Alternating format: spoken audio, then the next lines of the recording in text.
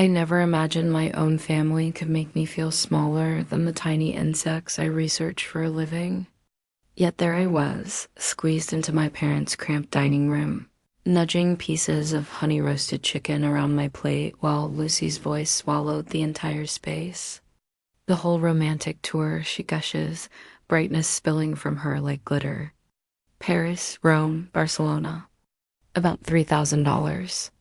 But totally worth the investment. My throat tightens. Worth the investment?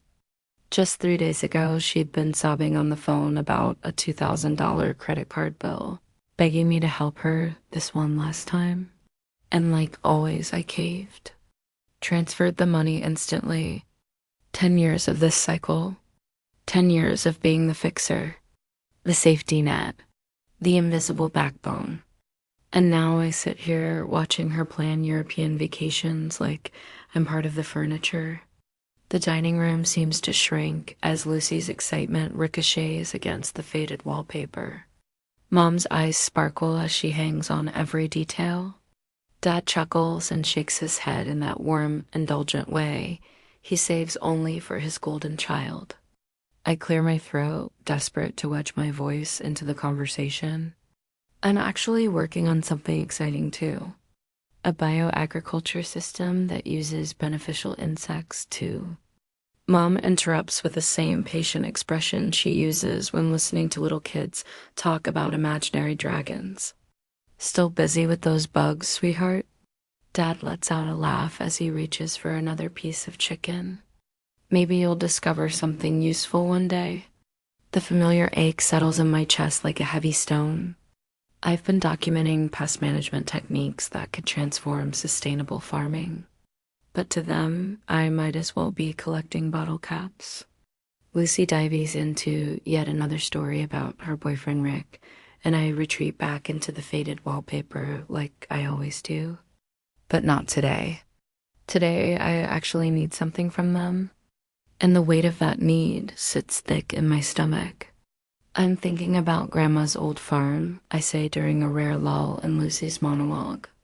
It would be perfect for my project. Grandma always said it would be mine someday. The air shifts instantly, like someone cracked open a window in winter. Dad's fork freezes midair. Mom's smile sharpens into something calculating. That property's in my name, sweetheart, Dad says. His voice slipping into a business tone he's never used with Lucy. She never changed the paperwork. A memory flashes Grandma's weathered hands gently cupping a tiny parasitic wasp in her garden.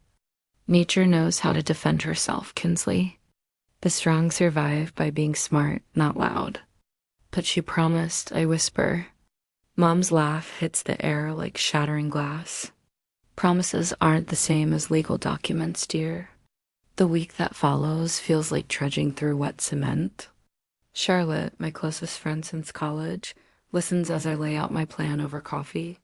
Her analytical mind doesn't miss a beat. Bring them a purchase agreement, she advises. $1. Make it official. Legal paperwork they can't ignore even if they mock it. And of course they do. Mom actually scoffs when she sees the offer. $1?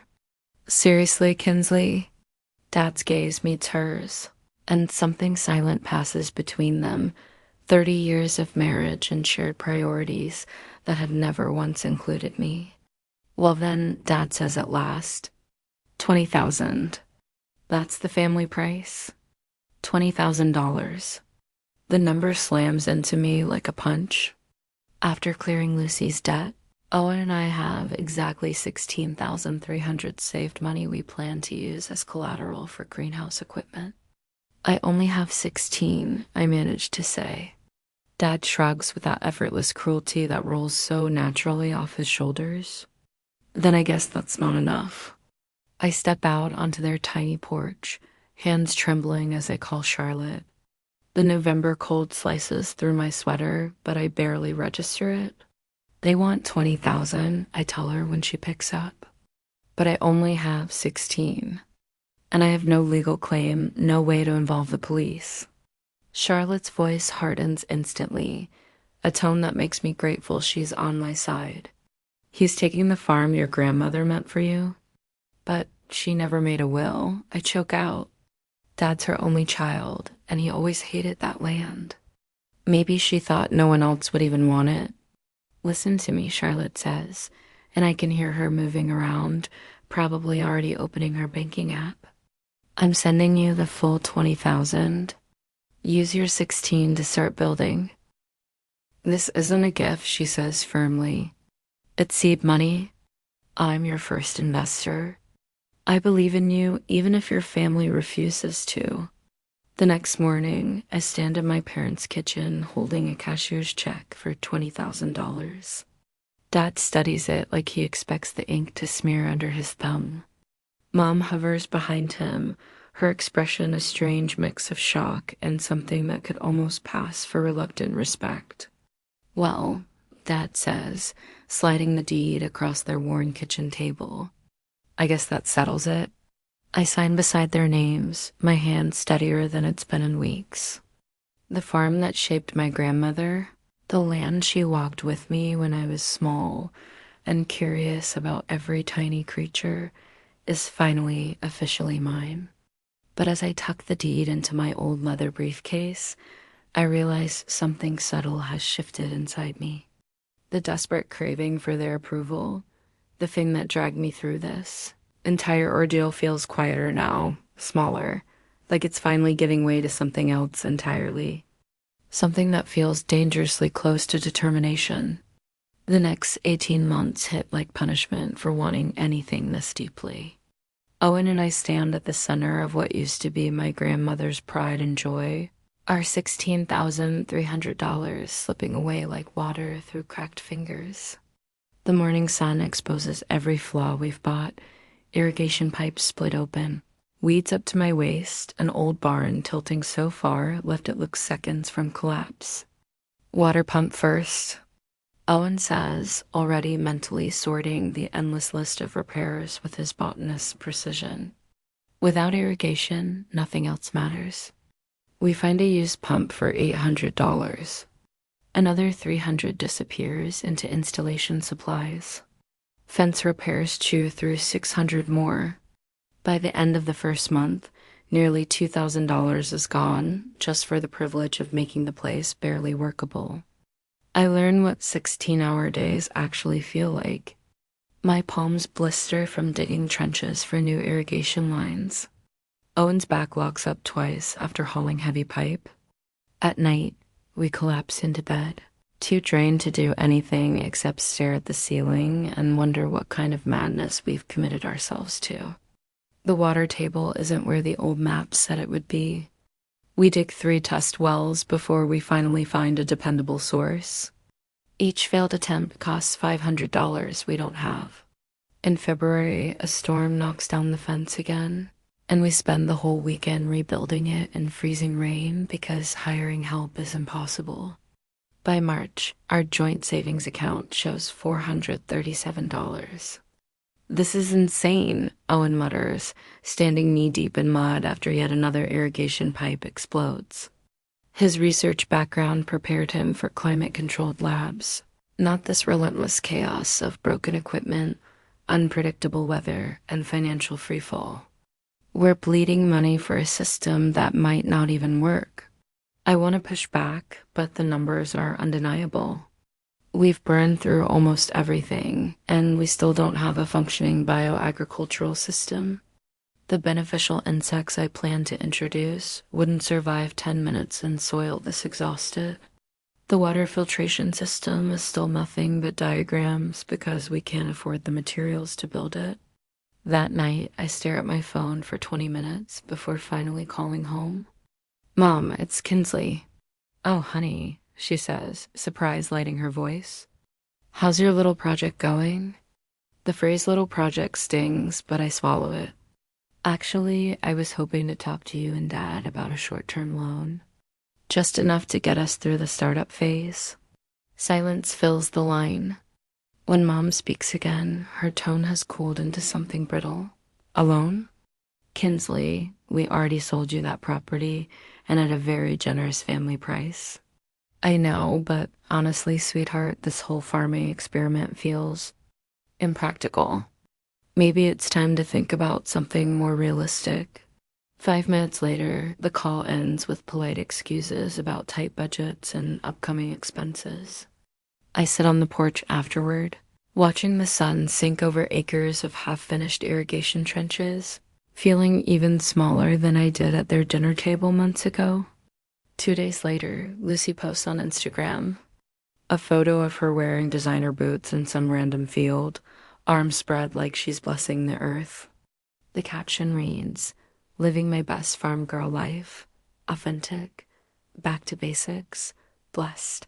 The comments pour in heart emojis, compliments, and suggestions that she should totally start a farm blog. Owen finds me staring at the post, my hands trembling with anger. "She's mocking me," I whisper. He scans the screen, jaw tightening. "She's mocking us. Our work. Everything we're killing ourselves for. But what choice do we have? We're too far in to turn back now." The breakthrough comes in May when Charlotte drives out to check on our progress. I nearly cancel because I'm embarrassed by how little we have to show after 18 brutal months. The irrigation system works, but only barely. The soil trials show hints of progress, but nothing definitive. "This is incredible," Charlotte says as she stands beside our test plots, where we've been trialing beneficial insect populations. "It's a disaster," I correct her.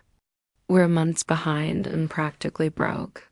Charlotte kneels to study the soil composition data I've been logging for months.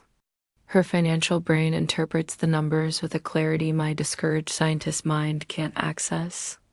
"Look at your pest reduction rates," she says, tapping my charts.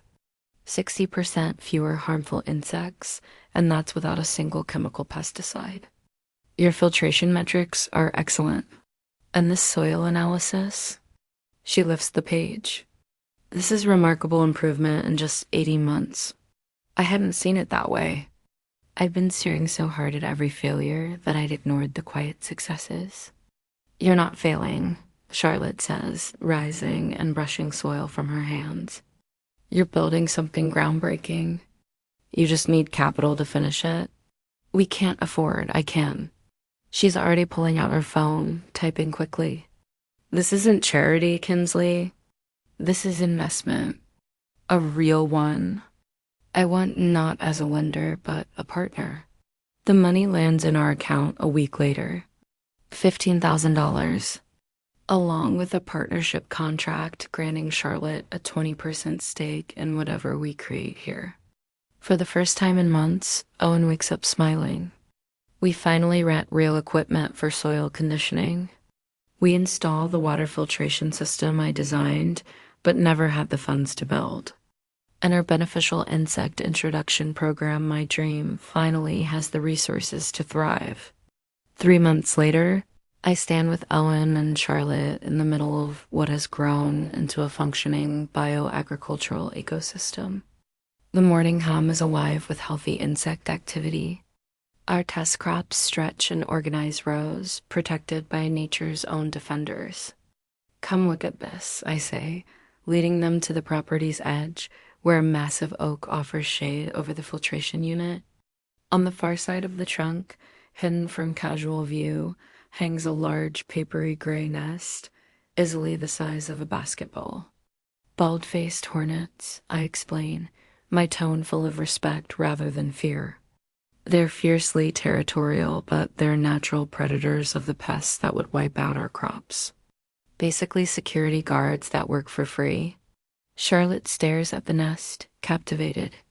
"They just showed up on their own?" "Nature fills the niches that support it," Owen says, his enthusiasm matching mine. "The ecosystem Kinsley designed attracted exactly the species we needed." I watch the hornets coming and going, each one focused on its role patrolling, guarding, claiming their share of the world with unwavering purpose. "They're guards," I murmur. "Natural defenders that know exactly what they're protecting." The patent approval letter arrives on a Tuesday morning, thick and impossibly official. I read it 3 times before Owen's shout of joy from our tiny kitchen finally makes it real. We did it, I breathe. Our bioagricultural insect-based pest system is officially recognized. Kinsley Harper, Charlotte Mason, and Owen Harper, I read aloud, savoring each name. Joint patent holders. Charlotte shrieks when I call her so high-pitched and ecstatic I have to pull the phone away. "We need incorporation papers," she exclaims. I've already lined up attorneys. Within a week, Harper Mason Agricultural Solutions exists both on paper and in reality. Charlotte manages the legal and financial infrastructure while Owen and I document every phase of our method.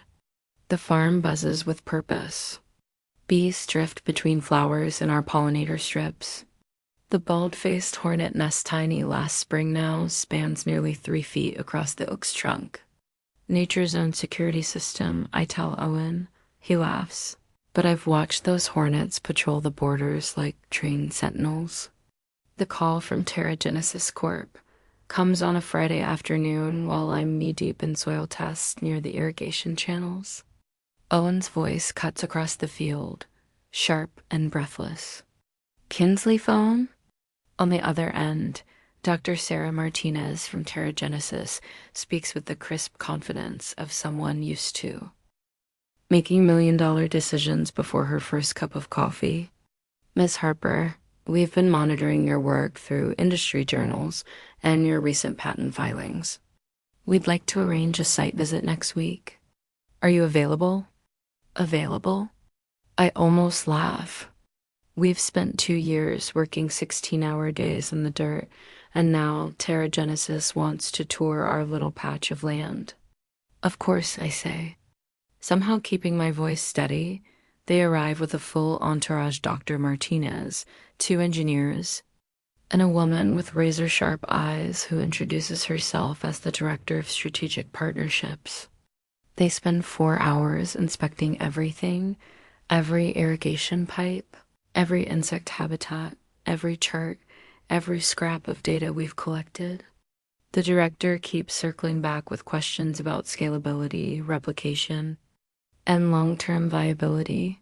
The Hornet integration is especially impressive, Dr. Martinez says as our airborne sentinels sweep their territory.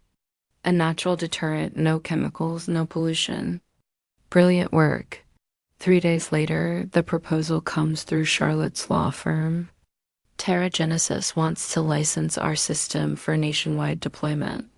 The numbers make my hands shake.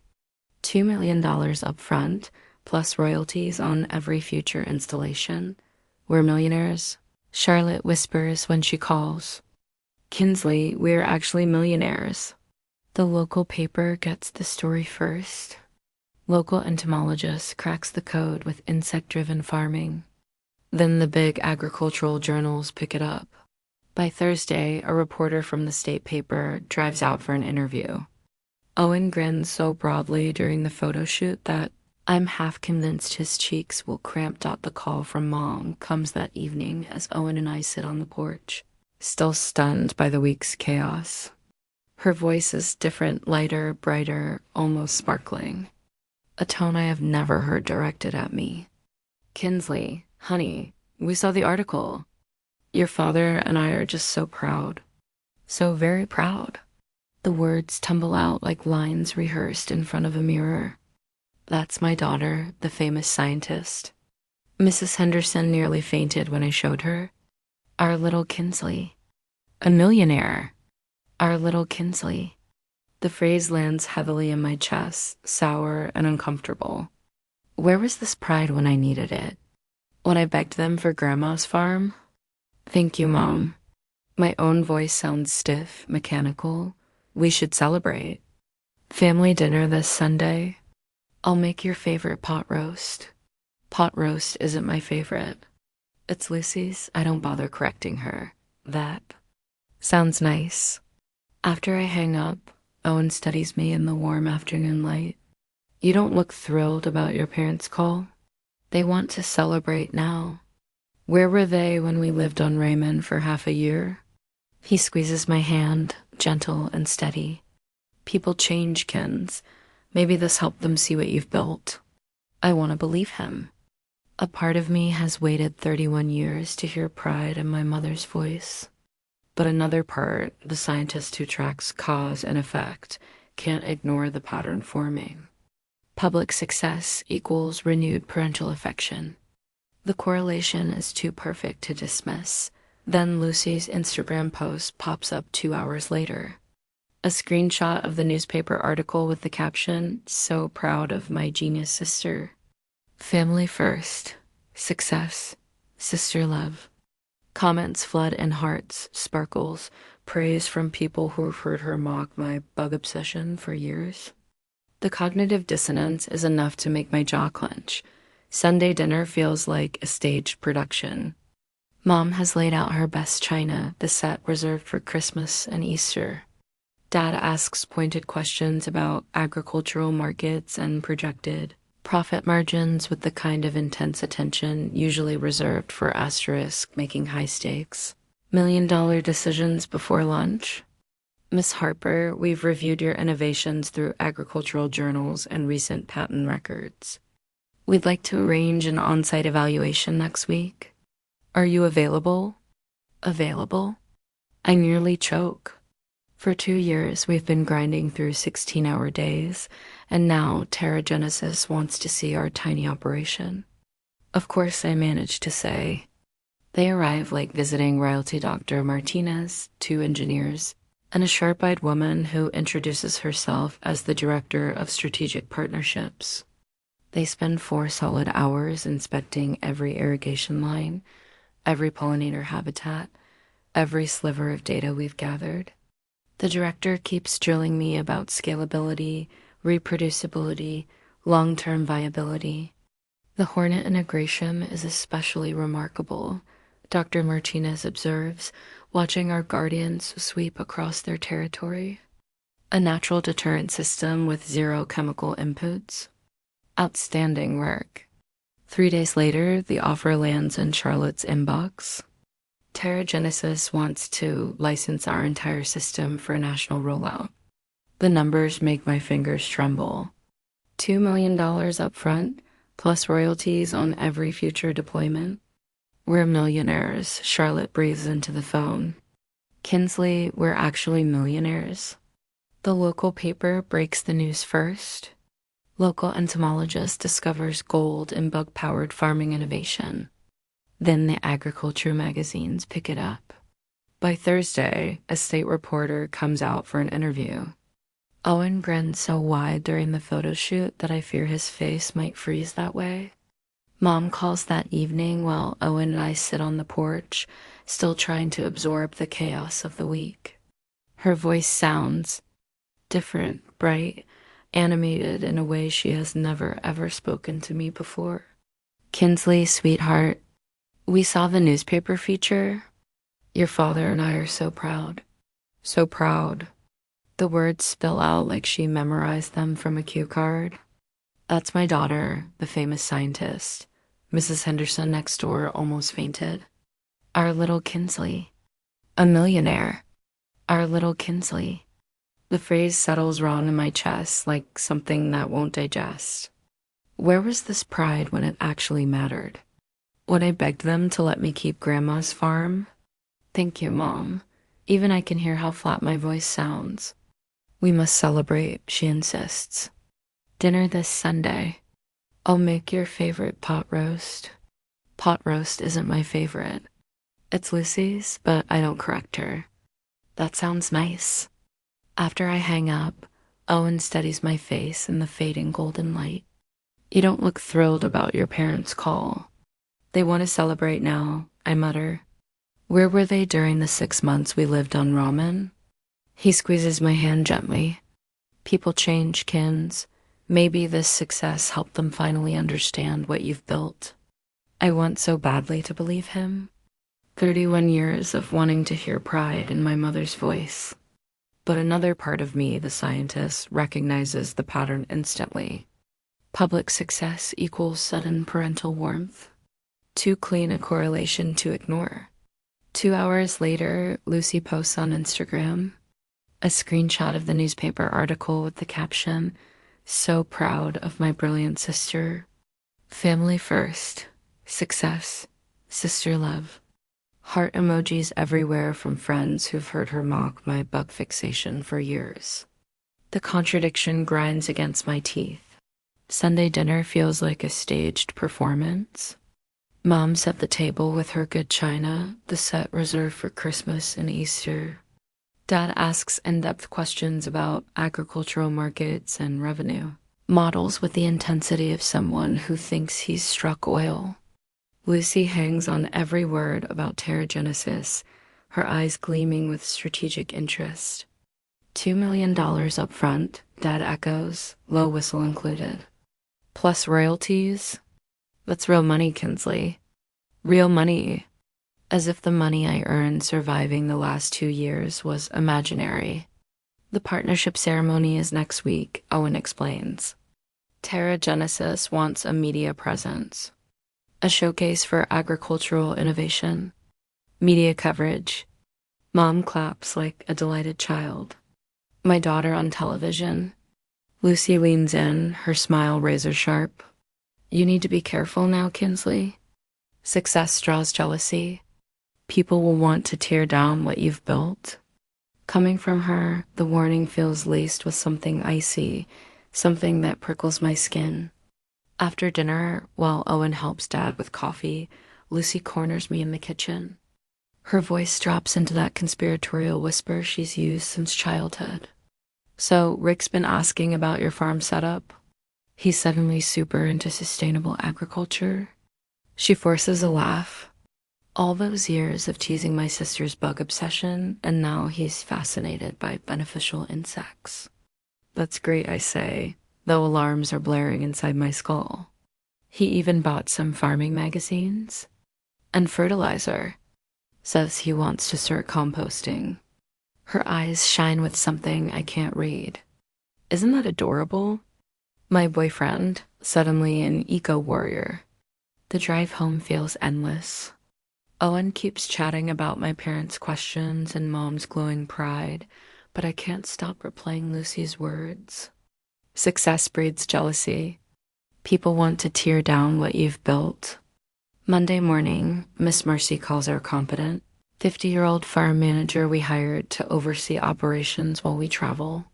Her voice has its usual calm steadiness. Good morning, Kinsley. Water tests look perfect again. Beneficial insect populations are thriving. Everything is functioning exactly as it should. Thank you, Miss Mercy. We couldn't do this without you. My pleasure. This system you designed, it's revolutionary.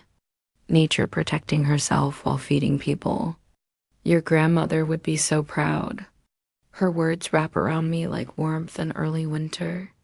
Strange how someone I've known for a month understands this farm more deeply than my own family ever has. Tuesday evening, Mom calls again. Casual tone, but I recognize the underlying motive. A fishing attempt disguised as concern. Lucy was wondering if you and Owen could come for dinner Saturday. Nothing formal, just family. She's so curious about your work now. Sorry, Mom. Owen and I have a meeting at Charlotte's office Saturday afternoon. The 20-minute drive back to the farm feels endless. Owen braces against the door as I take corners sharper than I should, while Charlotte calls ahead to ensure emergency crews know exactly where to meet us. My mind spins through worst-case scenarios, each heavier than the last. When we reach the entrance, flashing blue and red lights dance across the normally quiet gravel driveway. 3 police cruisers and an ambulance turn our farm entrance into a chaotic beacon. Rick, Jake, and the third guy sit on the ambulance bumper, arms and faces covered with swollen red stings. Jake's right hand is puffed up to twice its normal size, and Rick keeps prodding at the cluster of darker welts circling his neck like a violent necklace. Miss Mercy meets us at the gate, her expression tight but relieved. They didn't get the chance to do whatever damage they planned, she reports. Jake swung a hatchet at the hornet tree, and that was the end of that. I hurry through the back section of the property, scanning water sensors, poking through the abandoned backpacks the men dropped in their frantic escape. Chemical bottles lie scattered in the dirt, caps still sealed, contents intact. The Hornets saved everything we built. Officer Martinez, whom I know from community meetings, approaches with her clipboard. Miss Harper, do you intend to press charges? Looks like they showed up with the intention of harming your property. I glance across the yard at Lucy, now sitting on the ambulance bumper instead of in the shed. She's pale, shaking, her expression a mix of guilt and stubbornness exactly. The face she wore as a kid when caught red-handed, but hoping charm would save her. For 31 years, I've cushioned her consequences, covered her debts, explained away her behavior. No more. No, I say at last. There's no actual damage, but I want a restraining order. Officer Martinez nods in approval. Smart. Sometimes a legal boundary works better than criminal charges. Lucy's eyes widen, shock trembling on her lips. She starts to speak, to justify, to twist, to beg, but I've already turned my back. The woman who once begged for her family's approval learned something from the Hornets. Sometimes protecting what matters means drawing a line, even if it stings. Miss Mercy rushes up, worry etched deep into her features. I should have realized something was off, she says. She kept asking detailed questions about our water systems, keeping me focused while the men wandered off. This isn't on you, I tell her. You had no reason to think my own sister would. I stop, unable to force the words out. Let me check the damage, Owen says, moving toward the back of the property. I follow, bracing myself for devastation. One bottle of fertilizer dumped into the filtration system could have destroyed months of work. The pterogenesis ceremony is supposed to happen next week. If the farm fails, everything collapses. But as we round the corner near the hornet tree, Owen halts and smiles. Look, the tree trunk bears fresh hatchet marks. But the chemical bottles lie scattered and completely untouched where they dropped them in panic. Not a single cap cracked. Not one drop reached our systems. The Hornets stopped them before they damaged anything. I breathe, overwhelmed with relief. The nest dangles undisturbed from the far side of the tree, its gray surface shimmering in the late daylight. A few guards hover lazily, uninterested in us. We aren't a threat. Your grandmother was right, Owen murmurs. Nature really does know how to defend herself. Back at the Perkin area, the ambulance pulls away, carrying 3 very sore, very thwarted saboteurs. Sergeant Martinez hands me a card with restraining order instructions. Through the shed window, I see Lucy slumped on an upturned bucket. Phone to her you're calling Mom, probably. Or Dad. For once, whatever story she spins doesn't matter. For once, their disappointment isn't my burden. 3 days later, I stand in the courthouse, holding the signed restraining order. Lucy must stay 500 feet away from me, Owen, and our property for 2 full years. The judge, a stern woman in her 60s, read the police report with clear disgust. Family conflicts are always painful, she said after stamping the order. But what your sister did went far beyond that. You're making the correct decision. The next week, the pterogenesis court partnership ceremony goes off without a single issue. Once they hear how our ecosystem defended itself, the executives are even more impressed. They call the Hornet incident proof that our bioagricultural model can literally protect itself from sabotage. Revolutionary, the lead executive repeats. Nature as its own security force. I thank them, shake their hands, pose for photos. But inside, my thoughts loop elsewhere. For the first time in my life, I protected something that mattered. I set boundaries. One chose my own peace over family expectation. 6 months after the ceremony, my life is nearly unrecognizable. The kitchen window where I once stared out at Grandma's abandoned fields now frames rolling expanses of green dotted with white research tents. Owen and I spend our weeks flying from Ohio to Oregon, helping farmers implement our system. Millionaires, Charlotte laughed last week, waving the latest financial report.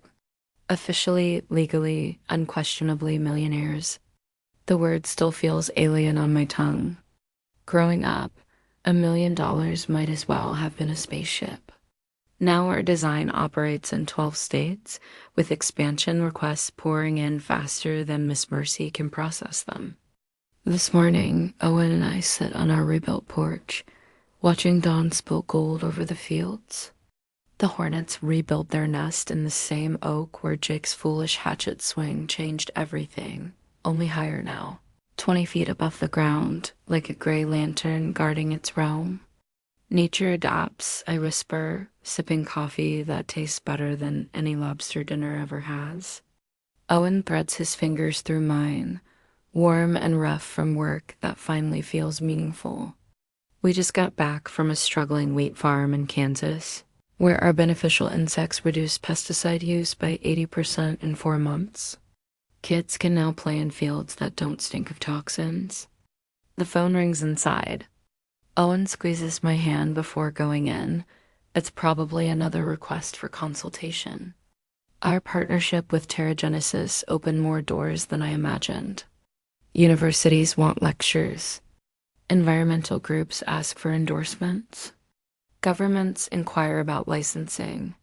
But the voice drifting through the window freezes my blood. Kinsley, honey, we are so proud of you. The family hasn't all gotten together in so long. Owen emerges in the doorway, handing me the phone carefully. Mom's voice continues, syrupy and false. Why don't you come for dinner this weekend? I'll buy lobster. That's your favorite, right? I take the phone steadily. These are the words I spent 3 decades longing to hear. The invitation, the praise.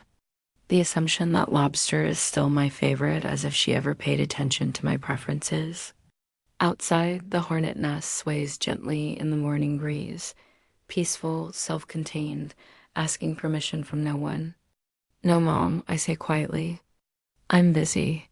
Silence stretches thin across the line. In the background, I hear Dad's TV and Lucy crying about something, another mess. Another fire someone else was expected to put out. Busy. Mom's tone changes, losing its sweetness. But we're family, Kinsley. This is important. I know, I reply, still watching the nest. But I'm busy. She sputters she's not used to hearing no from me. Probably the first time in 31 years. I feel Owen behind me, solid and steady. Family, not by blood, but by choice. We'll call again later, Mom snaps, her sugarcoating gone. You can try, I say, and end the call. The quiet afterward isn't empty. It's full buzzing insects, whispering leaves, distant machinery tending fields that nourish families without poisoning their soil. Owen settles back beside me, saying nothing. He understands that some victories don't need applause-only presence. I lean back, eyes closed, feeling something in my chest I've never known. Not the ache of rejection, not the hunger for approval, freedom. The hornets rebuilt higher, stronger, wiser shaped by experience, fortified by survival. Just like me. When I open my eyes, the sun fully crowns our fields, illuminating an ecosystem that protects itself through balance, not brutality. The entomologist who once begged for her family's approval has finally created something untouchable, something holy, fiercely, beautifully her own.